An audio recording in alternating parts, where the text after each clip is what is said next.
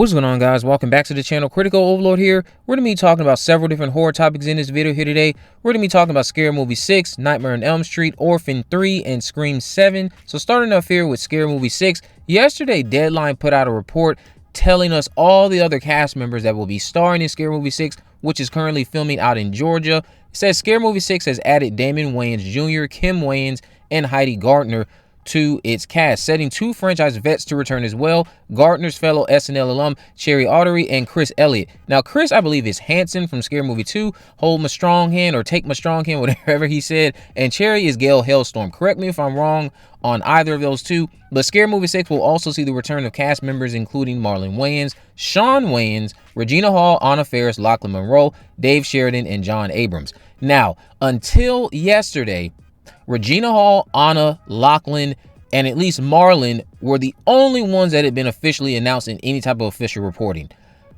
Shawn, Dave Sheridan, and John Abrams, we did not know about them. This is the first time we've gotten concrete confirmation that Shawn Wayans for sure would be starring in the film. We knew Shawn was involved creatively with the screenplay, but we never got a concrete official report that, hey, Shawn Wayans is going to be coming back. So this is the very first time we've heard about that, and it's a big deal because Shawn has not been in anything in over a decade. So I hope he has a lot of fun doing his thing. Hopefully he's still playing Ray, because this report kind of suggests that perhaps they could be playing new people. I doubt they'll be doing that.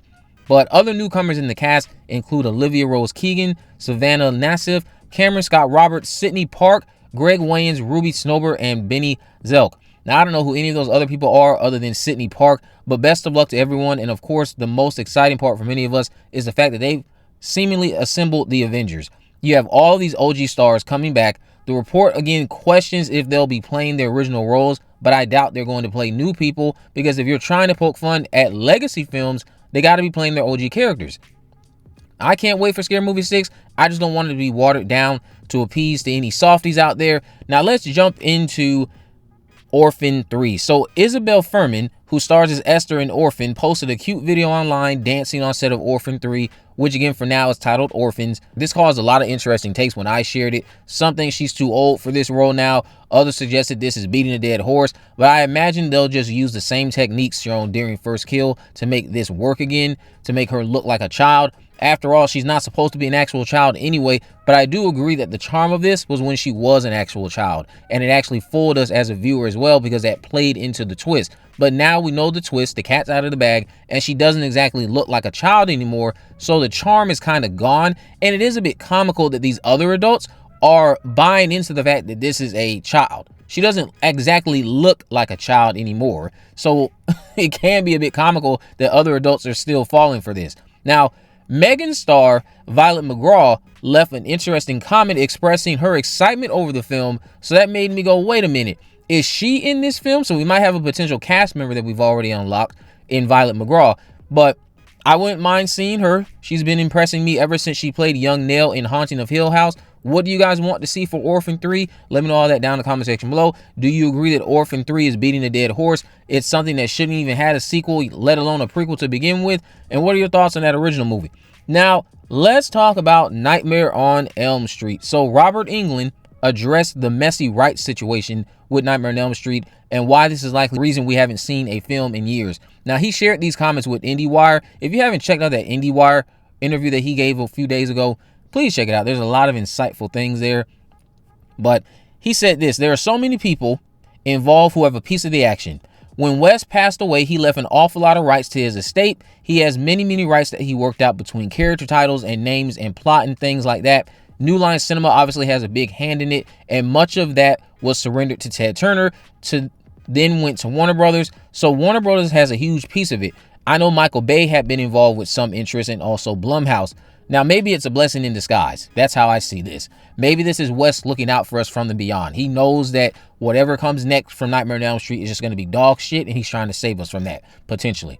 Because not all of these franchises need a comeback. Let's just be honest with ourselves. They don't all need this legacy treatment. I believe at some point, obviously, Nightmare on Elm Street will fall victim to the trend of revivals, reboots, sequels, but probably not for another decade. I know that's a very bold prediction from me, but look how long it's been since the last film, which was a remake. Another decade without Freddy isn't going to hurt any of us. Any one of us who have things to do, I will say. Because I can watch the original films anytime I want, and I'm content every time I finish them.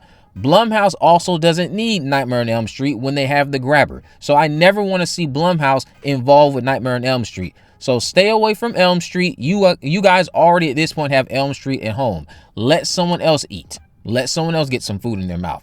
Blumhouse has done enough with some of these horror IPs. We want to see Nightmare on Elm Street from someone else. I don't even know from what filmmaker I would even want to see a new Nightmare on Elm Street from at this point, because it's just been so long. I would still stick to what Robert has given them as far as like a idea on how to tackle who you get to replace him. Find someone who is unknown, who can carry the franchise into the future, not a Jim Carrey or any of these Kevin Bacon like things, even though both of them probably would do a phenomenal job. You need to find someone who doesn't already have their name attached to another iconic horror role. So Bill Skarsgård also, as much as I wouldn't mind him, don't bring in Pennywise. Get someone who can just be seen as Freddy Krueger, not Pennywise playing Freddy Krueger. And make sure they're young enough that they can carry the franchise into the future. Whenever we get to that point, which again, right now, I don't see that being for at least another 10 years. But those are some nice comments from Robert addressing the right situation. Now let's conclude this video by talking about Scream 7. Michelle Randolph said this to Scream Rant about Scream 7. She said, "I feel so lucky Kevin Williamson, who created Scream, the franchise, directed Scream 7. So I got to work directly with him, and he brought so many elements from the original Scream back into this one. So it was extra special. Filming was nothing like Landman. I didn't lose my voice, thankfully, but there's a lot of screaming," which we heard in the trailer. Well, let's see here. From what she said, we have the Mocker house. There's Dewey. Small town turned to a hotspot for murder. Sydney has a best friend. And that's about it as far as like immediate things from the original that stand out. I'm praying this opening scene is a home run, because those who have seen it can't stop praising it. Based on the trailer, it looks like Michelle will give a solid performance too. Oh, actually, I completely overlooked Marco Beltrami. He's back as well. So Michelle has a point with her comment about all these elements being brought back from the original. But let's just hope this translates well on screen. As I've stated, Scream 7 has been received very well from those who have seen it. Matthew Lillard has come out and backed up what I've stated when he made a comment himself on a radio show or something, stating that it's been testing well. The official website for Scream movies has updated itself to be centered around the upcoming 7th film, and it lists the cast, and one name on the list that we haven't actually heard too much about is Tim Simmons. But who does he play? Well, he's supposed to be the drama teacher or the director that you've heard me reference a few times in the past. So he's supposed to be playing George. He's a 40-something director, asshole extraordinaire. He's the director of the high school production of Peter Pan. Obviously, that's just a placeholder name. They're not doing Peter Pan. He clearly hates that he had to take this job and takes out his frustration on the students by being condescending and rude to them. That is who Tim Simmons is supposed to be playing. He's supposed to be playing some type of drama teacher. And when a major incident happens at the school, he's more concerned with finding out who's going to be the understudy. He couldn't give a damn about what just happened to one of his cast members. But let me know what you guys think about all this down in the comment section below. If you haven't already, of course, make sure you go ahead and subscribe. Turn on post notification. You can never miss a video. In the description, I'll have links to all my social media accounts. I'm on Facebook, Twitter, and Instagram. You can message me there, of course, to let me know if there are any movies, news, or reviews you would like me to cover in the future. And with all that in mind, guys, I will see you in the next video.